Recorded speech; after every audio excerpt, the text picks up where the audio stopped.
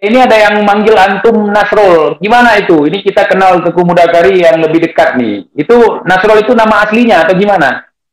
Nauzubillah, itu fitnah. Itulah aku bilang fitnah akhir zaman. Mbak Alawi ini pengikutnya nggak tahu kok berani dusta gitu loh. Ya? Ini Pak Alawi yang nulis. Ini Pak Alawi, yang nulis, orang bermarga Pak Alawi ini yang nulis barusan. Iya, dari mana dia tahu saya Nasrul?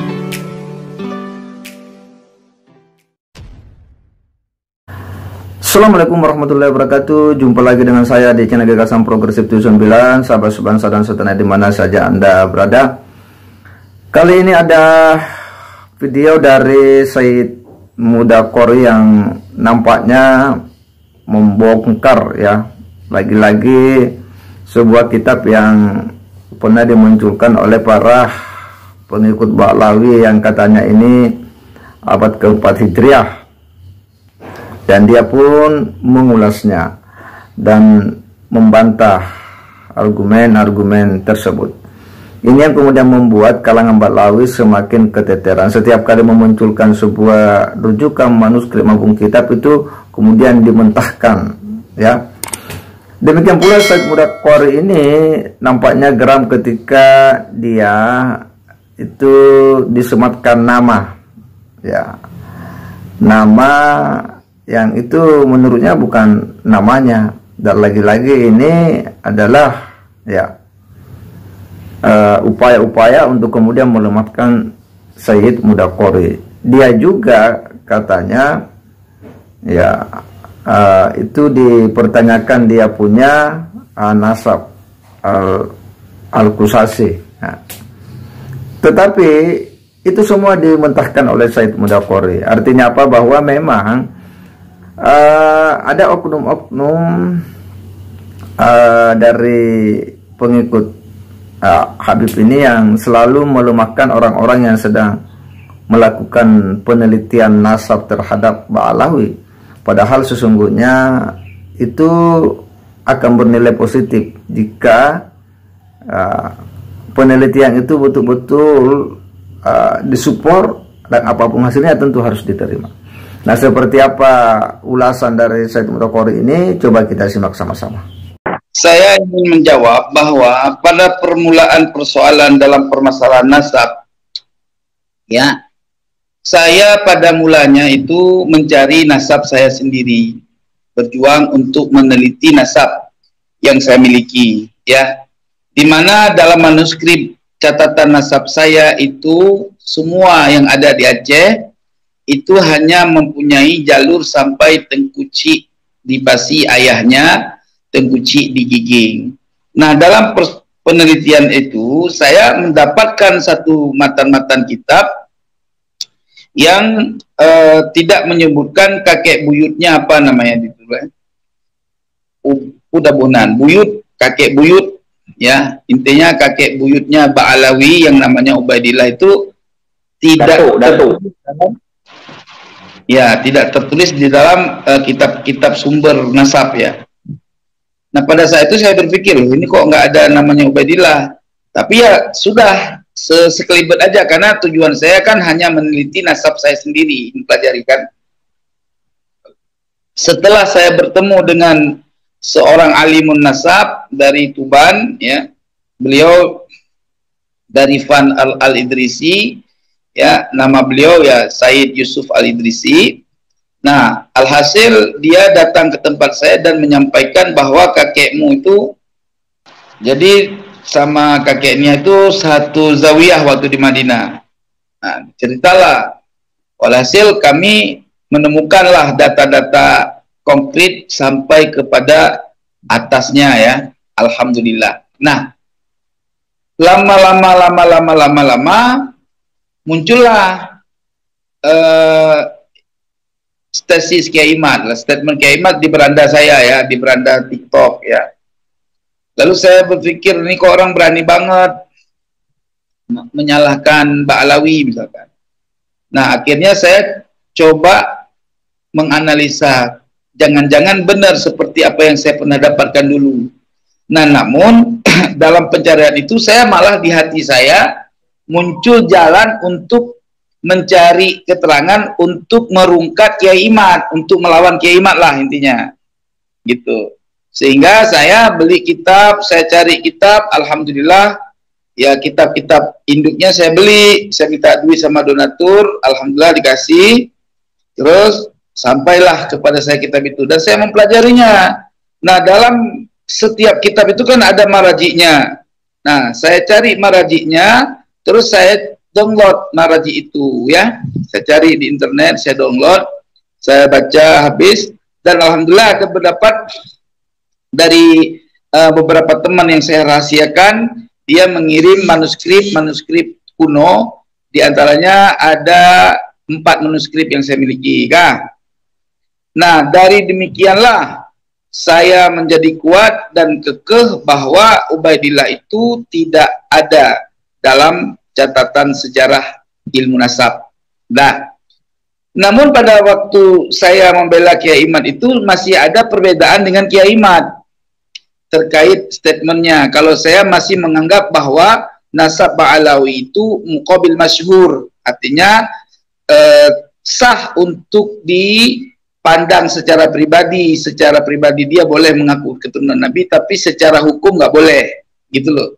Namun lambat laun saya berdiskusi, berkomunikasi dengan Kiai Imad, ya, Asadul Ahli Sunnah wal Jamaah atau singa Ahli Sunnah wal Jamaah.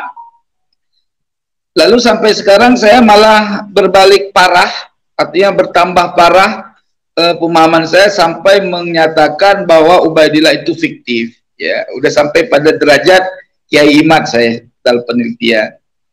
Nah, teman-teman, ya siapapun yang ada di seluruh Indonesia, ya, kalau sampeyan ingin mencari kebenaran, jangan mendengar sebelah pihak. Nggak usah juga dengar dan percaya omongan kami, ya, nggak usah. Tetapi yang paling penting dari apa yang ada, teman-teman semua di Indonesia ini, baik kiai yang sudah diberikan karunia ilmu oleh Allah Subhanahu wa taala, beli sendiri kitab, boleh pesan sama saya. Ini kitab Umdatul Talib, ya, Umdatul Talib, baca sendiri. Ada nggak nama Ubaidillah dia dalam? Kalau ada, ya langsung semprot saya, ya. Terus dalam kitab ini juga, ya, kitab Al-Mu'aqibin. Ini tua kitab ini, ya. Kalau ada semprot juga muka saya, ya. Terus kitab ini As-Syajaratul Mubarakah juga silahkan semprot saya kalau ada nama Ubaidillah, ya. Terus kitab yang paling tua, kitab Tahdzibul Ansab, ya. Nah, ini Al-Ubaidali.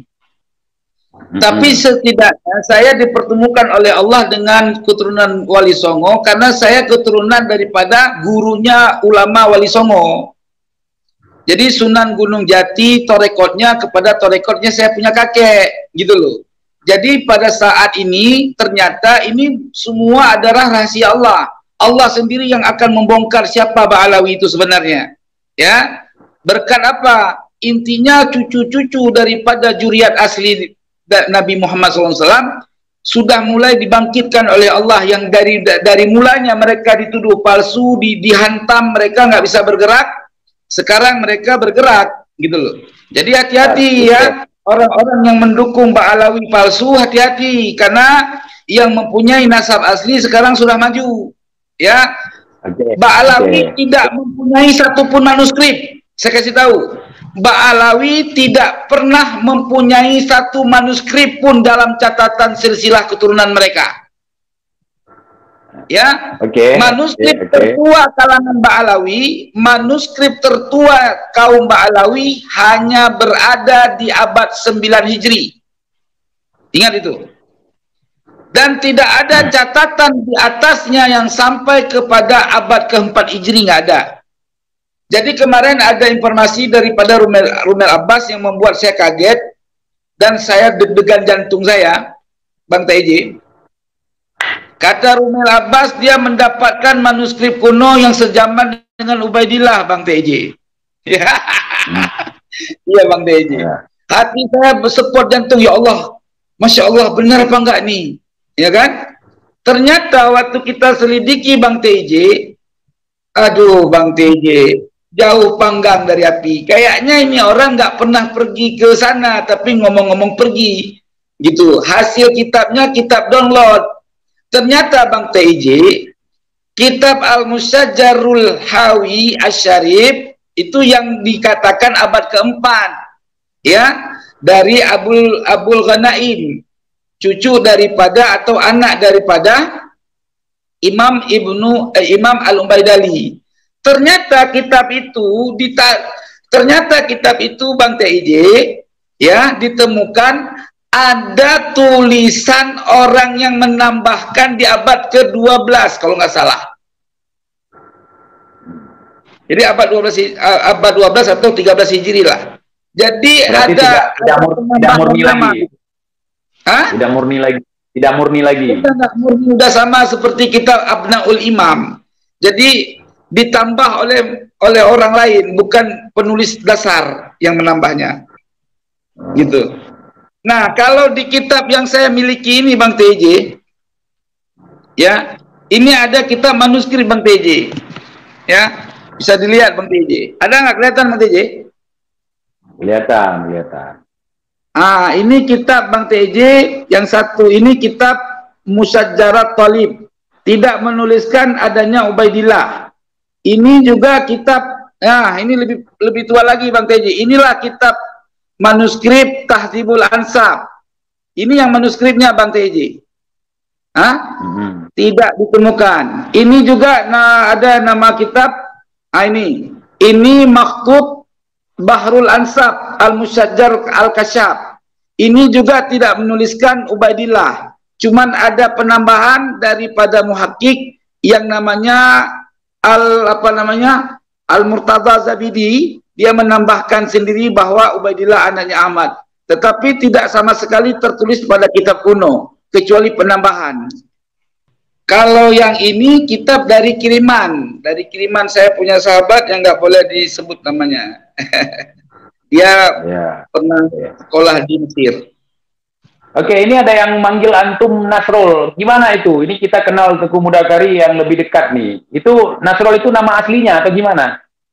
Nauzubillah, itu fitnah. Itulah aku bilang fitnah akhir zaman. Ba'alawi ini pengikutnya nggak tahu kok berani dusta gitu loh. Ya? Ini Ba'alawi yang nulis. Ini Ba'alawi yang nulis, orang bermarga Ba'alawi ini yang nulis barusan. Iya, dari mana dia tahu saya Nasrul? Orang bapak saya dari bayi ngasih nama saya bukan Nasrul. Mungkin si apa dulu itu yang orang Aceh Timur itu namanya Khairul apa nama itu? Nih orangnya nih. Hasan Ali Drus. Oh, anak kecil itu didikan Ba'alawi, dia pandai berdusta itu. Mana betul? Udah, nggak usah kita lanjut di situ. Cut dulu. Yang penting saya tahu nama aslinya siapa. Kemudian saya pernah dengar juga siapa dato atau indatu daripada antum leluhur Al-Qursyasyi. Apakah itu seorang syahid? Karena banyak yang mengatakan beliau bukan syahid gitu. Saya dengar dari Ba'alawi juga kemarin. Iya, kalau Ba'alawi itu dia nasab dia aja nggak ngerti ngurus nasab orang. Munsib dia yang menandatangani nasab dia sendiri sampai hari ini tidak berani bertanggung jawab atas tanda tangan yang dia mengklaim bahwa dirinya merupakan juriyat Nabi yang paling sahih, yang paling teratur rujukan nasabnya. Ya. Nah, orang yang menyatakan Tengku Cik Dipasi bukan keturunan Sadah dan bukan keturunan Said Ahmad Al-Qursyasyi itu merupakan orang-orang yang tidak pernah menuntut kaidah nasab dan tidak pernah meneliti, gitu loh. Jadi kalau ada orang yang membaca kitab karya tulis dari seseorang yang bertulisan Latin, dia mengatakan bahwa Said Ahmad Al-Qursyasyi adalah keturunan Ad-Dari daripada Tamim Ad-Dari sahabat Nabi, itu dia bahlul, salah baca kitab. Kenapa saya bilang bahlul, salah baca kitab? Kalau dari jalur ibunya Said Ahmad Al-Qursyasyi benar, ibunya dari jalur ibu Said Ahmad Al-Qusasi itu keturunan daripada sahabat Nabi, Ad-Dari marganya. Ya. Tapi kalau keturunan dari jalur lelaki itu dari Imam Zaid menurut pendapat yang masyhur. Saya Bang TJ ingin dipasalin sama orang Ba'alawi terkait masalah nasab. Sebab kalau udah masuk ke pengadilan nanti, ya, solusi pengadilan nanti akan meminta semua golongan Ba'alawi supaya dites DNA. Gitu. Itu yang mereka takut, Bang TJ. Dulu Kakang Rijik pernah menyatakan supaya orang yang ngaku-ngaku keturunan Nabi supaya tes DNA. Sekarang haram. Dia diminta tes DNA nggak berani. Kata menantu haram karena sudah dapat pesan sponsor dari mertua.